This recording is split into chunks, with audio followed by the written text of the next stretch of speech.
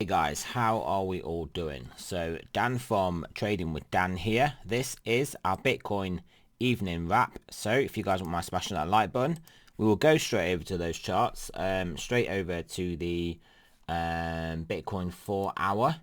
So yeah, you can see we're playing around with these areas. Obviously it's looking good, the fact we have well, fully and formally taken out this trend line. This was pretty much where I left you guys off this morning. Well, as you can see, 9 o'clock, where we were coming back down and testing this level here. And I pretty much said, this is, we've got to reverse here. We've got to turn it around here. Fortunately, we did manage to actually put in a higher high. Got ourselves all the way up to nearly 10,500. But yeah, then again, subsequently rejected. So we sort of got, as you can see, a nice horizontal level of confluence. We've got around here, these levels here, and along there. So I mean, do we want to test this trend line again? Not really. But are we now looking more like we are in just in basically one of those patterns that you guys know that I like to talk about, just basically a box. We're just in a box at these lows. What I will do now, I'll leave it in just in case we do test it and bounce off it again. I was going to remove this trend line, this descending triangle trend line. I mean, we're clearly not in the descending triangle, but just in case the trend line does come into play again, we'll keep it. You've got a day, another day to stay. But anyway, what we need to be seeing obviously is basically pushing through this level here, pushing through this high, through 10,500, through 10,600, and busting our way into this zone here. Obviously we had a setback today with the US Congress not able to agree on stimulus, which obviously clearly is dollar bullish. If they are not going to be, or there's going to be delays, or I always say they're not going to be, because they are going to be doing it. They are going to be doing stimulus. They're just playing, I mean, the Democrats are just playing politics, basically. Just trying to hold, basically, the whole of the American public to ransom over them basically wanting mail-in voting so they can cheat. But yeah, it's just party politics getting in the way of stuff. So that obviously turned the dollar around here, because clearly if they'd agreed some big stimulus deal check for people and just what are they called, enhanced unemployment benefits, then clearly the dollar well, would have continued its trend down. But for the time being, it did bounce back up on that news. So funnily enough, regardless of the fact it being the news, we bounced off the top of this trend line, and then we came back up and tested basically this trend line. So it's funny how that works out, isn't it? It is funny, but at the end of the day, if their news had been good, we probably just would have broken back in and moved back down again, and yeah, I mean, that would have been that. So yeah, so as we stand, we were looking good at sub 93 on the DXY, but yeah, like I said, we are back up here, and I think basically the whole market, everybody knows that stimulus is coming. It's just going to be a case of when it gets agreed and how much and etc. And I mean, I don't know the technocratic process of in the US, but there is still some money Trump can still use in the Treasury General account.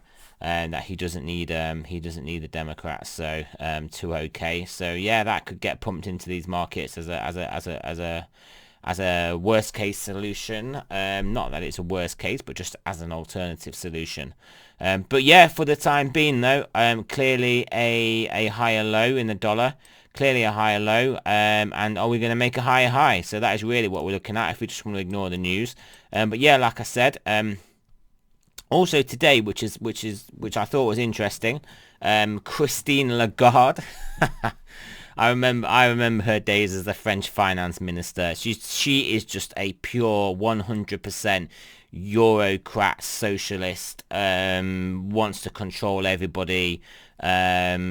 Just yeah, she's just one of those one of those globalists, one of those world elites that basically are the enemy of all people and sovereign nations.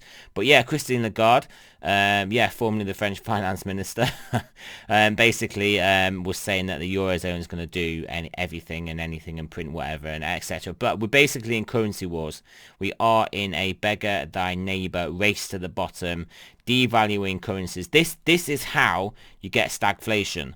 Keynesians don't believe in stagflation. They do not understand stagflation because they think you can only get inflation when there is low unemployment. So that means that basically you have to pay people more to do their jobs, and then that more money people have feeds through. They do not understand that you can get what is called stagflation when you can get high unemployment and prices can still go up. And how this happens is through these currency devaluations, this race to the bottom, these beggar thy neighbor policies, and then what happens is you just have punitive tariffs on imported goods. Things just become more expensive. The inputs to the things you create at home become more expensive. Your imports from abroad, from other countries, become more expensive, and things become more expensive even though unemployment is lower and the economy is shrinking. Stagflation. Keynesians don't understand it. I mean, to be honest, while I say they don't understand it, we all know they're gonna understand it. They're still smart people, but they just choose to ignore it because it doesn't fit the narrative. Humans are great at that. I've never known just a better skill in humans than just to literally just think and believe what they want to believe and what basically benefits their scenario and ignore everything else. And I am fully aware that I do it myself as well. So I am also human and I do the same thing. So I understand humans do it. And yeah, we all do it. Keynesians, Keynesians, they just want to take the whole world down with their basically what Keynesians think, if basically something isn't fitting their models, everything else is wrong and not their model. Their model is right and the world is wrong. So yeah. Anyway, I'm having a big old rant today, but yeah, I mean, basically these are all interventions. These are not like free market economics, free market capitalism. This is basically yeah, currency wars, printing money, stimulus, just etc. etc. So that's probably why I've gone on in this bit of a rant. Anyway, so let's have a look at stocks as well. How are stocks faring in this environment? Clearly not very good. We'll extend our trend line down a little bit further because it is clearly still rejecting price. Yeah. Inverted head and shoulders, potentially, because as long as we turn around somewhere around here, it is still in play. Obviously, this is a much deeper right shoulder than I was expecting. But yeah, I mean, it's still a right shoulder nonetheless. Yeah, like I said, I still think stocks are going to go up. I mean, basically, this is my view on stocks. The trend is your friend. The trend is up. We are going to come down for the count at one day, but on any given down move, it is not likely that day is going to be the day because the trend is your friend. And that's all I can really say about that. Silver, yeah, sorry, silver not looking bad. Silver not looking bad at all here. Obviously didn't react too badly to this move down in the dollar, in all fairness. Sorry, I say the move up in the dollar, in all fairness. Gold as well. We'll have a look at gold. I mean, gold looks like it's going to come back to 2000.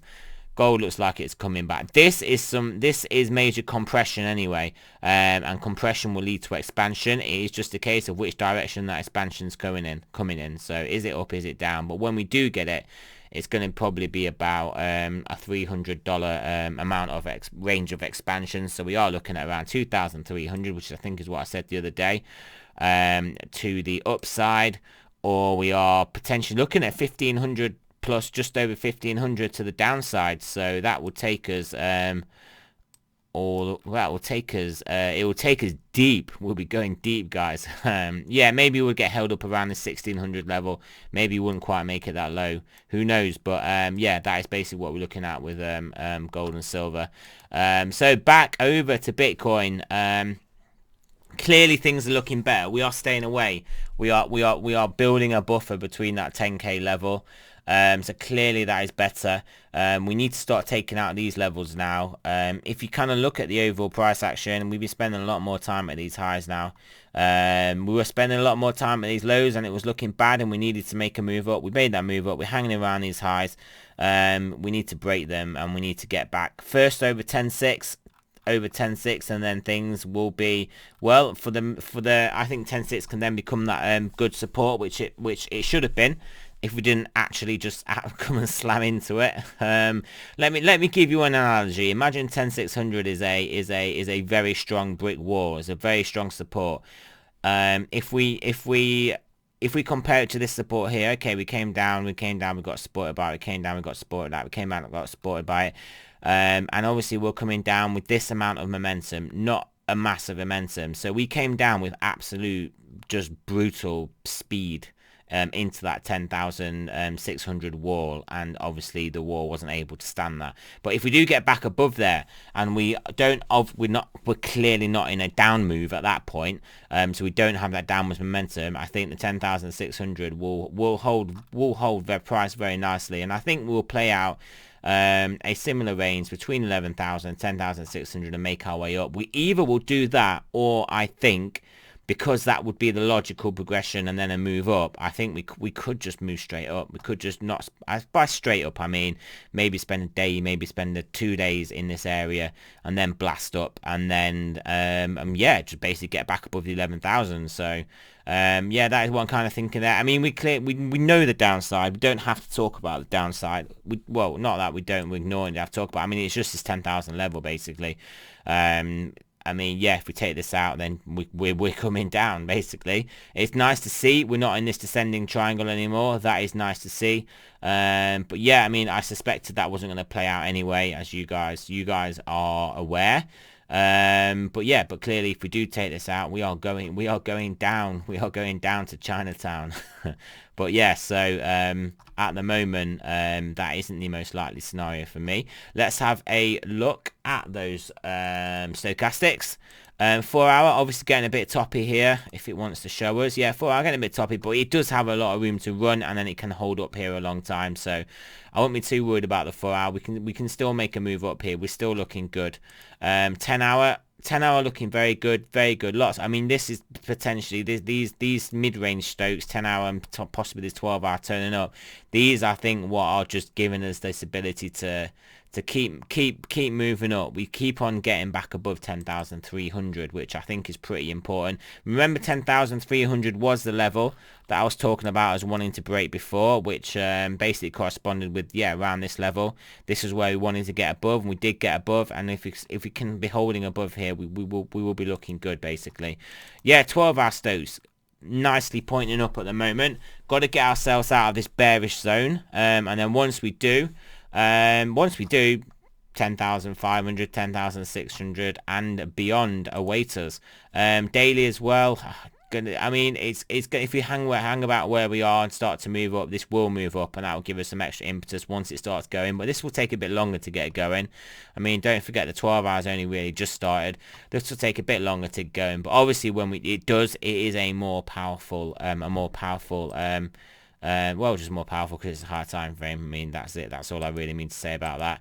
And then the weekly, yeah, weekly is not looking good. I don't like this weekly read. But can I draw a trend line in here and just tell myself that everything's okay? Because yeah, I mean, basically this needs this room to turn around anyway. So yeah, we could draw this trend line in the weekly and be okay. Yeah, we could, but I mean, you can't really do much with that. It's not it's not something that you can base future projections on. Let's be honest. Let's just have a look. We'll have a look at our 2 weekly, because we know that this is what is causing our problem. This bi-weekly, yeah, you can see this is the important level for us to hold, which basically we have so far, which is good.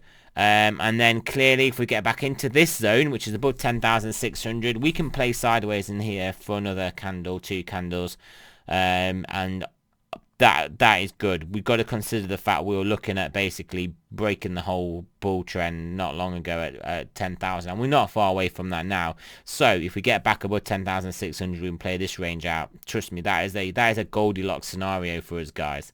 That is a Goldilocks scenario. So that is about it, really. Let's have a look at what some of the markets that we may want to look at. Obviously, Tesla is an interesting one to look at. Yeah, you can see this trend line we drew in for Tesla. Are we on a 4 hour? We're on a 4 hour. Let's go to a daily. This trend line we drew in for Tesla is clearly at present supporting price. So yeah, so as you can see, Tesla's got a shot.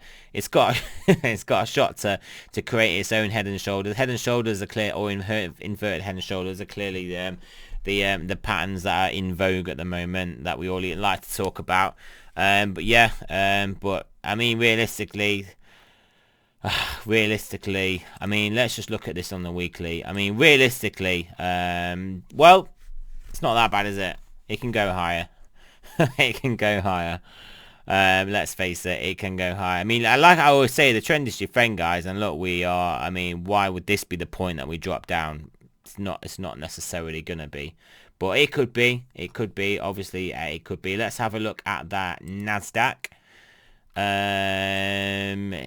Let's zoom in a little bit. Oh, we're on a weekly. That's why. Let's go to that daily on the Nasdaq. Well, you guys, we spoke about move patterns like this before. We broke it, we came in back, tested it, and then we came back down. So there we go. Down on the non-stimulus news, basically.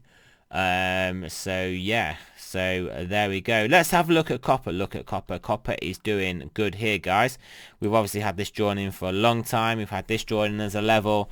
Yeah, nice little sort of descending channel, descending broadening wedge, played out to the upstairs nice, and got copper's holding up nice here. You just got to look at how oil is struggling at the moment, and you can see that copper is not doing so bad here. So yeah, one last look at that dollar index. And it is all important. It is all important. Let's have a look at it on a weekly. What are we looking at like on a weekly? Oh, obviously we were aware of this. We did know we were on a weekly 9 as well.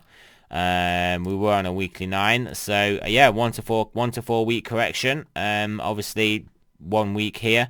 This could be it. Or we could play out some more. I mean, I'm still would be looking if we break this trend line. I still don't think that means we're going bullish. I still just think that I would think that means we're just going to test out some maybe midpoint on this whole range down. So yeah, I mean that'll get us up to 95. It would be pretty painful, mid 95s even. Yeah. So yeah, that would be, and I would still assume we are going to roll over at some point. Don't forget, America is the world reserve currency. Everybody needs dollars. They have the dollar printing press. They can still keep printing. Whilst ever this goes up, it's just a license to print more. So they will print more, and then we'll just keep printing until this starts to go down or goes down too much, and then they will decide what they need to do. But for the time being, these guys, as in the US, the Treasury, they're not the Treasury, the Fed, they know they can print and print and print, and the dollar going, no one is going to complain about the dollar going down. Well, having said that, I've just told you about beggar thy neighbour policies and currency wars. But yeah, obviously the Eurozone is not happy about it. And they are obviously going to try and do what they can to weaken the economy. But the problem the Eurozone has is that they are a group of countries that have different wants and needs. And some countries want to be fiscally responsible. I forget what they call them now. I don't think it's the Type 4 or the something 4 or something like that. But there's 4 countries that want to be more fiscally responsible. Obviously, Germany being one of them. I think it's some of the Scandinavian countries and maybe some of the others. But yeah, and maybe Belgium as well. But yeah, and then the rest of the countries, like obviously your Greeks, your Spains, your Portugals, and whatever, they just literally want everything printed. So, but anyway, that dynamic is why Europe struggles. That's why the euro is strengthening, because the whilst everybody wants to weaken their currencies, clearly the US it's easier for them to do it, because they don't have to they're not individual countries that have to sort of agree on basically the monetary policy of the area. So yeah, that is it, guys. Really not too much else to bore you guys with. I think I've probably gone into a bit more detail onto some things, and I probably needed to. Hopefully the video is not too long. I was going to say I hope it's under 20 minutes, but we're literally at just over 20 minutes. So yeah, that is it, guys. Yeah, so what I'm expecting is to get rejected by this trend line in the dollar index, but if we don't, I mean, we will have some pain, but I think the overall trend will still be down, but it'll be a case of how high up can we come. But yeah, but like I said, first and foremost, I think we're just reacting off this weekly 9, and we will potentially get rejected. Maybe play out maybe break the trend line with some sideways action, and then potentially pop down. So yeah, that is it, guys. Remember, this is not a financial advice. I'm not a financial advisor. Always do your own research, and I will speak to you guys in the morning.